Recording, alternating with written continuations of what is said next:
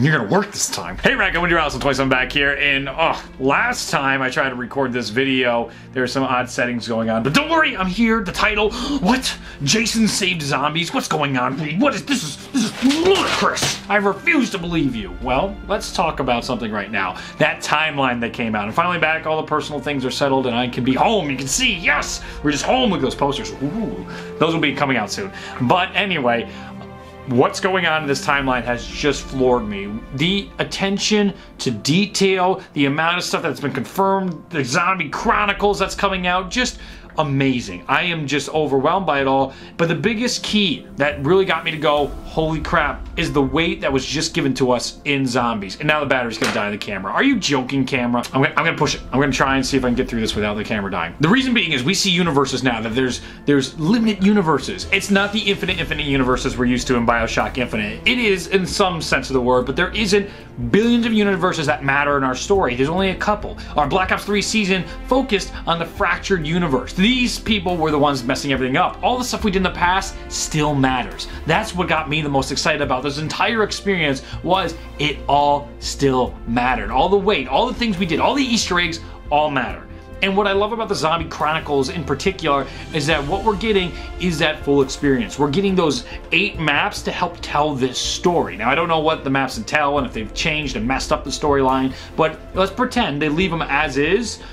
You're getting the entire story now on one disc, and that's what I'm thinking why they released this in conjunction with the timeline. The timeline's amazing. There's so many little things. There's things I was right about, Nixaria, the community. We got things right, we got things wrong. I love it. But this is all the stuff in the past. Most likely, all this stuff is things we speculated on, like the Nuketown timeline with Transit 2025, Yuri is a Pentagon thief, when our characters meet, those were stuff I got. Max is killing himself was Nixario, he got that. Everybody had little bits and pieces of things going on, and we have these groups, Primus, Ultimus, Victus. Victus is the Transit crew. Primus is the crew we play as in Black Ops 3, and Ultimus is the characters we played originally that messed everything up. You have the beginning with the Apothecons and the Keepers, and I'm gonna get destroyed in the future videos about all my hate I gave Dr. Monty, because it seems like this tells me there's more going on than meets the eye. The whole storyline ends with the paradox must be resolved. That is bridging to the next game. This storyline has been told since Black Ops 2, and then Black Ops 3 had a storyline. Now we're continuing the storyline in Black Ops 4, whatever the next game is. This is a long-term narrative being told across many different games, something we haven't seen attempted in video games. It's so strange to me to see how it keeps connecting. Every time I think that they're gonna pull out of Zombies and Treyarch's gonna be like, there's no more sales, we're not gonna sell it.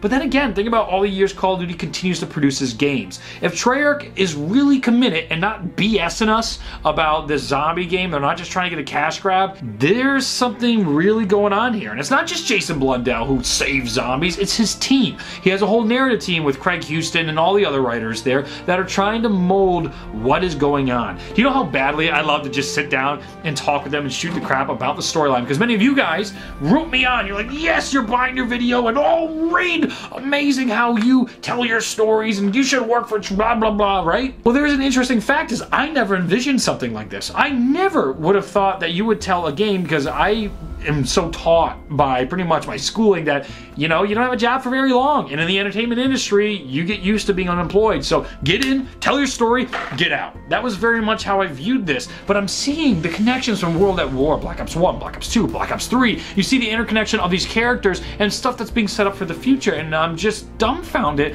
by that type of commitment. There's all kinds of really cool things that have been added. Little things like Max is killing himself and going, well, before he kills himself, when he's teleported in Doris, he goes into the crazy place in Argatha. We thought he went into some cave. He learns how to go into technology. He suicides himself so Sam kills everybody at Griffin Station, and then he hides inside the technology all the way through Moon to the end of Black Ops 2's Easter eggs. Just awesome, awesome details here. You have Monty and the Keepers, the Apothecons, explaining the dark ether that corrupts. Why Sam is evil versus Sam not being evil in other times. Because of this dark ether that originates from the bad Keepers, and then they form these apothecons, and this is all world building. I'm absolutely floored by the storyline and everything that has been coming through on it. I can't believe all that came out of this. You have the stasis chambers, pretty much the explanation of the comic coming this early, that underneath Mob of the Dead, Richtofen, a version of Richtofen, has this built, and Stanley Ferguson works to get the inmates' blood vials, and then Victus is going to come in, and then they're going to get their blood vials, and it goes on and on and on,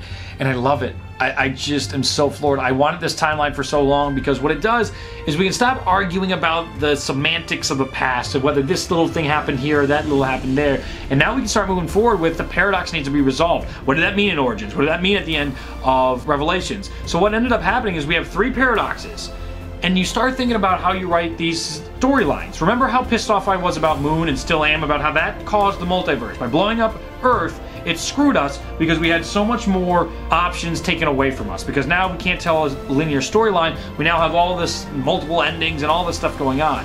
Well, what this timeline has done is said, no, we got these. We got 1, 2, 3, 4 universes, maybe. I forgot. I don't have the image. I have the image over here. I think it's 4 universes. And we have these universes, and they matter because of everything that's been going crazy from the past. How do we resolve the paradox? What is that going to mean for the universes going forward? How is that going to impact us as players? What experiences are we going to get? So on top of just having a good game and have fun gameplay, they're really telling a really good narrative.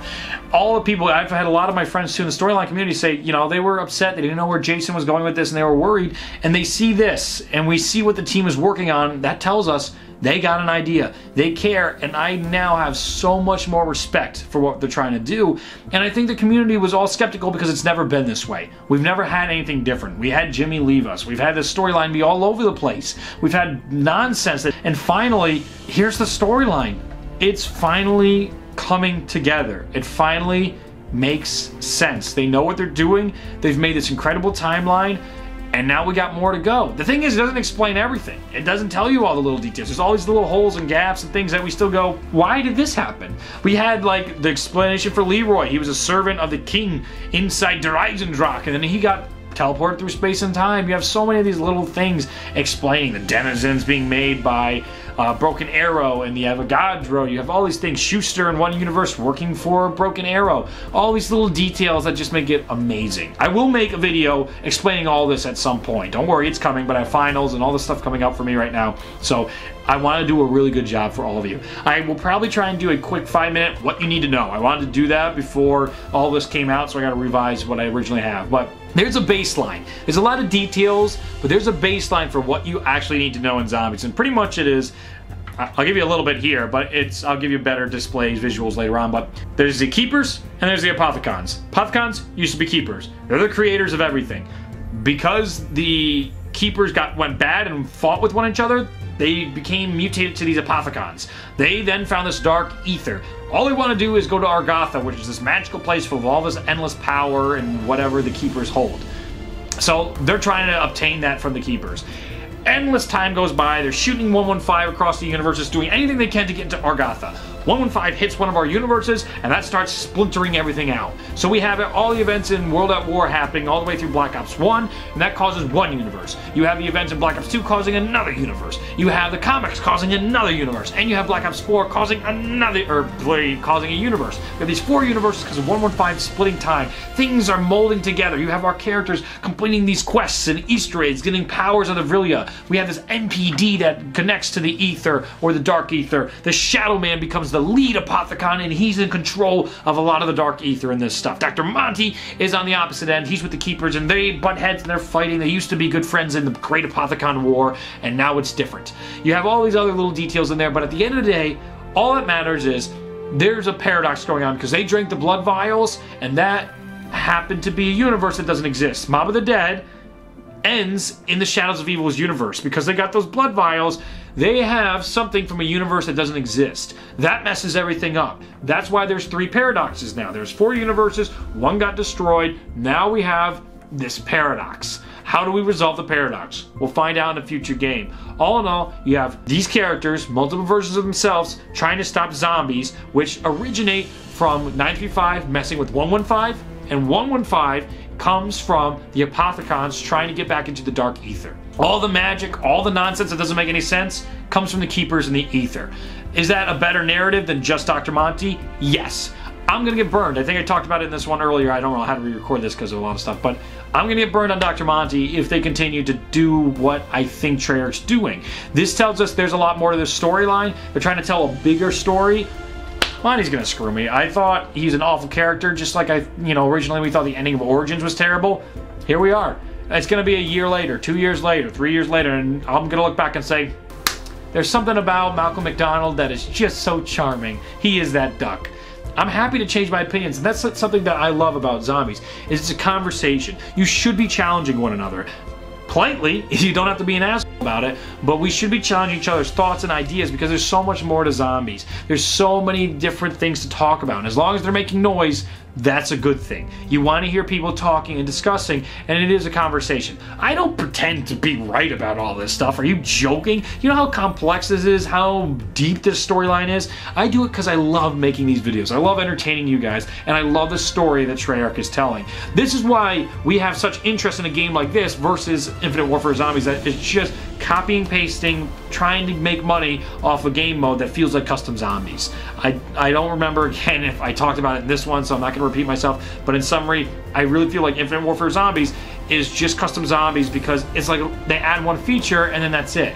We had Kung Fu and then that's it. Just like we might have some kind of special thing we experience in a World at War map or a Black Ops 1 map. I feel like the Fury's Temple by Dr. Little Robot and all the other scripters had more than some of these Infinite Warfare zombie maps. But that's not to say they're not good. They're solid maps. They're good maps. They'd be excellent custom maps, but it's just there's something missing.